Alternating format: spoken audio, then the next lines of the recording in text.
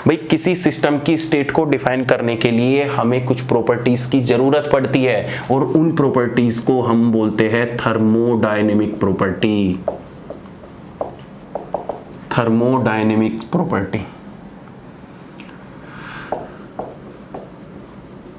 Thermodynamic property. अब thermodynamic properties में भी दो पार्ट होते हैं कि हम किसी सिस्टम की स्टेट को दो तरीके से डिफाइन कर सकते हैं, या तो हम थर्मोडायनेमिक वेरिएबल की फॉर्म में, कि हम उनको थर्मोडायनेमिक वेरिएबल की फॉर्म में डिफाइन कर सकते हैं, या फिर हम उनको थर्मोडायनेमिक पोटेंशियल की फॉर्म में, थर्मोडायनेमिक पोटेंशियल की फॉर्म में, पोटेंशियल बोल दो या एनर्जी बोल दो, पोटेंशियल का मतलब एनर्जी ही होता है, इन दो फॉर्म में हम ट्रांसफर कर सकते हैं। पहला कि थर्मोडायनेमिक वेरिएबल का क्या मतलब है। वेरिएबल वो जो चेंज होता हो, जिसमें हम चेंज देख सकते हैं, जो सिस्टम की स्टेट को प्रेजेंट कर रहा है कि उसमें मास कितना है, उसका वॉल्यूम कितना है, उसका टेम्परेचर कितना है। तो हमारे जो होते हैं 4 टाइप ऑफ वेरिएबल होते हैं, 4 type of variable, 4 type of variable, या हम इनको पैरामीटर भी बोलते हैं। ध्यान रखना, पैरामीटर नाम से क्लियर है, पैरामीटर जो मेजर कर रहा हूं, पैरामीटर। पैरामीटर कौन कौन से हैं? पहला होता है प्रेशर, फिर होता है वॉल्यूम, फिर होता है टेम्परेचर, और एक होता है एंट्रोपी। एस को हम किससे रिप्रेजेंट करते हैं? एंट्रोपी से रिप्रेजेंट करते हैं। ये चारों के चारों जो हमारे होते हैं थर्मोडायनेमिक वेरिएबल होते हैं। लेकिन क्वेश्चन ये उठता है कौन से सिस्टम के लिए? भाई आइसोलेटेड सिस्टम तो हम पढ़ते ही नहीं है। आइसोलेटेड सिस्टम जब हम पढ़ेंगे तो वो सारा का सारा हम किस में पढ़ते हैं? उसमें स्टैटिस्टिकल थर्मोडायनेमिक्स में आइसोलेटेड सिस्टम मानकर पढ़ते हैं। लेकिन हम क्लासिकल थर्मोडायनेमिक्स में दो ही सिस्टम पढ़ते हैं, एक ओपन सिस्टम और एक क्लोज सिस्टम। लेकिन पढ़ रहे कौन सा है? तो हम क्लोज सिस्टम पढ़ते हैं। क्लोज सिस्टम में क्यों? क्योंकि मास फिक्स होता है। भाई सपोज करो तुम किसी सिस्टम को तुमने लिया, ओपन सिस्टम को ले लिया, और तुमने उस पर हीट करना स्टार्ट किया, लेकिन थोड़ी बार देखा उसका तो मास ही चेंज हो गया। भाई तुमने 10 लीटर पानी लिया और उसको गर्म करना स्टार्ट किया, थोड़ी बार देखे पानी तो गायब है, तो काहे का सिस्टम बचा? तो हमें सिस्टम को फिक्स करना पड़ेगा, सिस्टम को क्लोज रखना पड़ेगा। तो जो ये टाइप ऑफ वेरिएबल होते हैं थर्मोडायनेमिक, ये क्लोज सिस्टम के लिए होते हैं। ये थर्मोडायनेमिक वेरिएबल क्लोज सिस्टम के लिए होते हैं। अगर ओपन सिस्टम के लिए मैं थर्मोडायनेमिक वेरिएबल लिखूं तो उसमें प्रेशर, वॉल्यूम, टेम्परेचर, एंट्रोपी, बस एक फैक्टर और आ जाएगा, क्या? नंबर ऑफ मोल आ जाएंगे।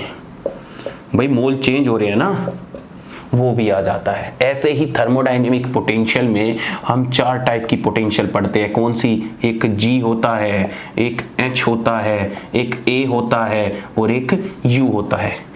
G का मतलब Gibbs free energy, Gibbs free energy. H का मतलब एंथैल्पी। A का मतलब तुमने नया सुना होगा, A को बोलते हैं गिब्स हेल्महोल्ट्ज फंक्शन।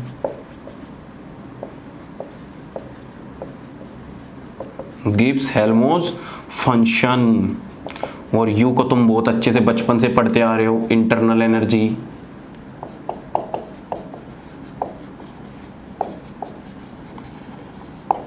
समझ रहे हो?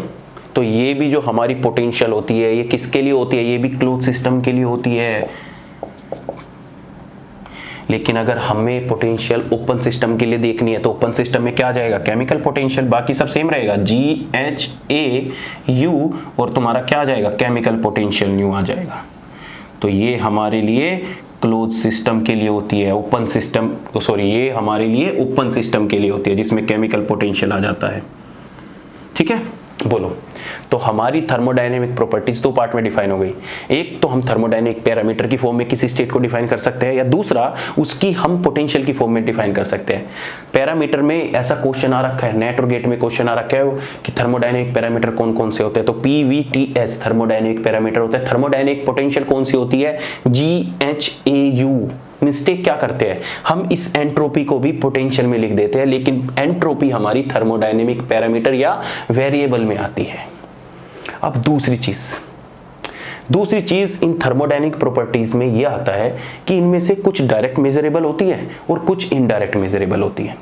डायरेक्ट मेजरेबल से मतलब यह है कि अगर मैं तुमसे बोल दूं कि जा भाई तेरे पास ये बीकर है और इसका प्रेशर वो मेजर करके ला, तुम फटाफट जाओगे, प्रेशर चेक करके आ जाओगे। मैं बोलूँगा टेम्परेचर, फटाफट वॉल्यूम लो, कर दिया सर। फिर मैं बोलूँगा जा एंट्रोपी मेजर करके आ, तो तुम जिस प्रकार से गए थे, जितने जोश में गए थे, वापस फिर मेरे पास उसी जोश में आ जाओगे। नहीं हुई सर।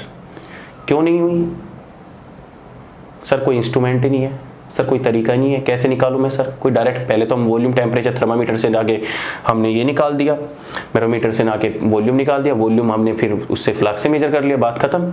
बट एंट्रोपी के लिए तो कुछ है ही नहीं। जी हाँ, तो ये थर्मोडायनेमिक प्रॉपर्टीज दो पार्ट में डिवाइड हो गई, एक मेजरेबल प्रॉपर्टी और एक होती है नॉन मेजरेबल प्रॉपर्टी।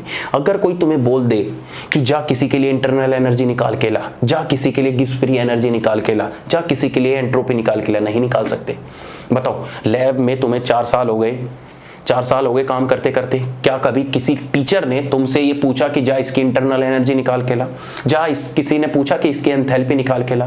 तुमसे वॉल्यूम चेंज पूछ लिया होगा, तुमसे टेम्परेचर चेंज पूछ लिया होगा, प्रेशर चेंज पूछ लिया होगा, लेकिन कभी एंट्रोपी चेंज नहीं पूछा होगा, कभी enthalpy change, internal energy change नहीं पूछा होगा। क्यों नहीं पूछा होगा? क्योंकि भाई ये नॉन मेजरेबल प्रॉपर्टी है, तुम इन्हें ऐसे डिटरमाइन नहीं कर सकते। तो फिर क्वेश्चन ये आता है कि सर इनको डिटरमाइन कैसे करें, इनको डिटरमाइन कैसे करें? तो वो भी तरीके बताते हैं, सब बताते हैं। क्या हो गई? देखो अब ध्यान से सुनते रहो। ये प्रॉपर्टीज दो पार्ट में डिवाइड हो गई। दो पार्ट में कैसे? कि कुछ होती है प्रॉपर मेजरेबल प्रॉपर्टीज, कुछ होती है नॉन मेजरेबल प्रॉपर्टीज, कुछ होती है मेजरेबल प्रॉपर्टी, कुछ होती है नॉन मेजरेबल प्रॉपर्टी।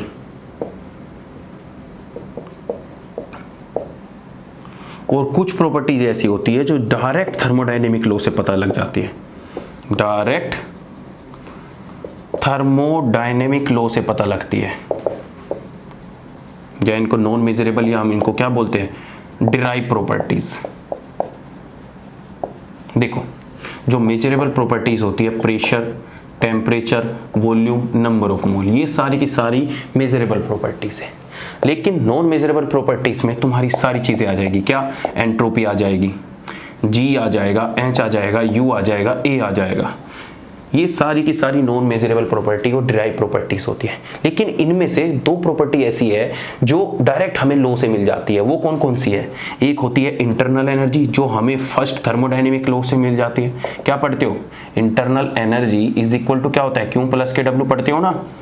ये हमारा फर्स्ट थर्मोडायनेमिक्स लॉ जो हमें डायरेक्ट लॉ से मिल जाती है, फिक्स है। सेकंड, जो हमारी एंट्रोपी है, हमें सेकंड लॉ से मिल जाती है। सेकंड लॉ क्या कहता है कि S equal to D Q by T law. तो इनको हम डायरेक्ट फंडामेंटल प्रॉपर्टीज भी बोलते हैं। डायरेक्ट थर्मोडायनेमिक लॉ से मिलती है, इनको हम फंडामेंटल भी बोलते हैं। इनको हम फंडामेंटल प्रॉपर्टीज भी बोलते हैं, जो हमें डायरेक्ट लॉ से मिलती है। समझ में आ रही है बात? बोलो, समझे? U और S है तो सारी नॉन मेजरेबल, लेकिन डायरेक्ट हमें लॉ से मिल जाती है। बाकी बस्ती कौन कौन सी है? G बस्ती है। G इक्वल टू तुम क्या देखते हो? H माइनस के TS देखते हो कि नहीं देखते? U इज इक्वल टू क्या देखते हो? Q प्लस के, U छोड़ो, क्या बस्ती है दूसरी? A बस्ती है। A इज इक्वल टू क्या देखते हो? U माइनस के TS देखते हो कि देखते? H इज इक्वल टू क्या देखते हो? U प्लस के P भी पढ़ते हो कि पढ़ते? ये सारी की सारी डिराइव प्रॉपर्टीज होती है। बोलो, बात क्लियर है कि नहीं है? जैसे सिंपल सा देखो, H हम कहाँ से निकाल लेंगे? Internal energy. इंटरनल एनर्जी कहाँ से मिल गई? फर्स्ट लॉ से। P भी तुम्हें पता ही है।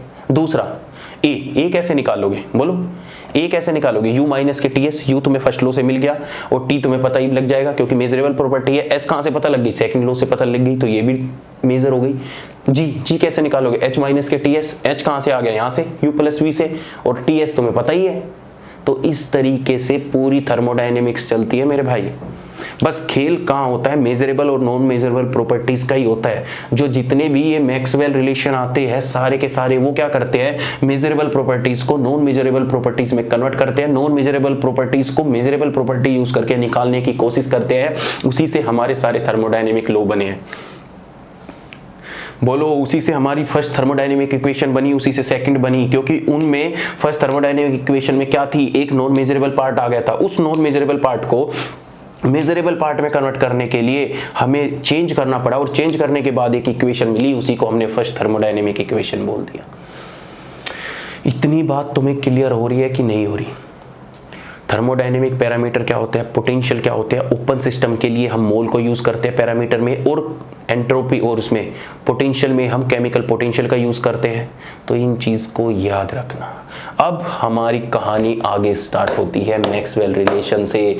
ये सारा का सारा जितना अब तक मैंने तुम्हें दिया है ये थर्मोडायनेमिक्स का इंट्रो है।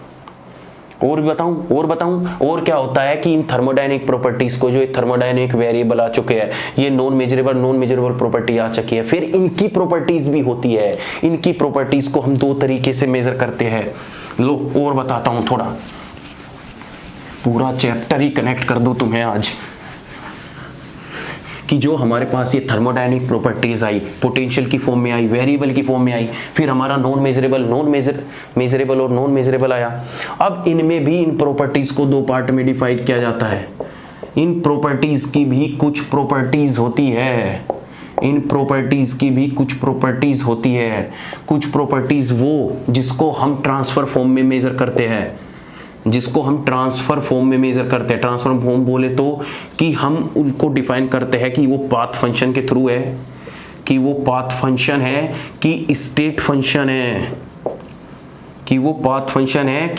फंक्शन है, और दूसरा हम मास के ऊपर डिफाइन करते हैं।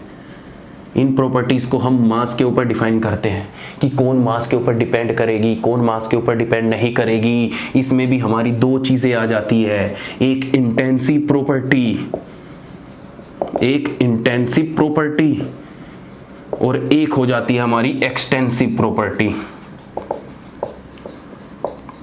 बोलो, एक हमारी होती है इंटेंसिव प्रॉपर्टी, एक होती है एक्सटेंसिव प्रॉपर्टीज। जो मास के ऊपर डिपेंड करे वो हमारी एक्सटेंसिव प्रॉपर्टी जैसे वॉल्यूम हो गया, और जो हमारे मास के ऊपर डिपेंड ना करे इंटेंसिव प्रॉपर्टी जैसे टेम्परेचर हो गया, जैसे प्रेशर हो गया, जैसे केमिकल पोटेंशियल हो गया, जैसे पीएच हो गया, जैसे इलेक्ट्रोड पोटेंशियल हो गया। बहुत सारे एग्जांपल है, बाद में कराऊंगा आराम से जब इसका टॉपिक पढ़ाऊंगा। ऐसे पाथ फंक्शन तो तुम्हें दो पढ़ा दिए, क्या क्या पढ़ा दिए, वर्क डन पढ़ा दिया, हीट पढ़ा दिया, और एक हीट कैपेसिटी और लिख लेना। ये तीनों के तीनों पाथ फंक्शन होते हैं। स्टेट फंक्शन जो सिर्फ इनिशियल और फाइनल पोजीशन के ऊपर डिपेंड करे, वो सारी की सारी जो केमिकल पोटेंशियल होती है, जितनी भी सारी की सारी केमिकल पोटेंशियल होती है, वो सारी की सारी हमारी स्टेट फंक्शन होती है। बोलो, सब कुछ बस इन तीन को छोड़ के जो बच जाता है ना, वर्क, हीट और हीट कैपेसिटी को छोड़ के जो बच जाता है वो सारे के सारे स्टेट फंक्शन है। चाहे प्रेशर आओ, वॉल्यूम आओ, टेम्परेचर आओ, पोटेंशियल आओ, एंट्रोपी आओ, जी आओ, एच आओ, यू आओ, ए आओ, कुछ भी आ जाओ, सब के सब तुम्हारे क्या हो जाते हैं, स्टेट फंक्शन हो जाते हैं। बोलो, ये तुम्हारी पूरी चीज है जो मैं तुम्हें पढ़ाने वाला हूँ। तुम्हारा बेस बनाया मैंने पूरे 1.5-2 घंटे वेस्ट करिए तुम्हारे ऊपर इस पूरे बेस को बनाने के लिए, पूरी थर्मोडायनेमिक्स को समझाने के लिए कि एक्चुअल में थर्मोडायनेमिक्स होती क्या है। अब तुम्हारा मैक्सवेल रिलेशन क्या होता है, कैसे हम क्यों पढ़ते हैं मैक्सवेल रिलेशन को? कुछ नहीं, मैक्सवेल रिलेशन एक मेजरेबल प्रॉपर्टीज को नॉन मेजरेबल प्रॉपर्टीज में कन्वर्ट करता है। मतलब पूरा थर्मोडायनेमिक्स हमारा क्या है, नॉन मेजरेबल प्रॉपर्टीज को फाइंड आउट करना। वो तरीका क्या हो सकता है, जब हम उनका कनेक्शन मेजरेबल प्रॉपर्टीज के थ्रू जोड़ दे तो हमारा नॉन मेजरेबल किस में कन्वर्ट हो जाएगा, मेजरेबल में कन्वर्ट हो जाएगा। तो इसी से हमारे क्या निकलते हैं, मैक्सवेल रिलेशन निकलते हैं। चलिए अब डाल लीजिए हेडिंग मैक्सवेल रिलेशंस या मैक्सवेल स्क्वायर बॉक्स। यहां से हमारी कहानी स्टार्ट होती है। अब कहानी तो पहले स्टार्ट हो रखी है, पर वो बेस था, एक नींव भरनी थी तुम्हारे लिए, समझे।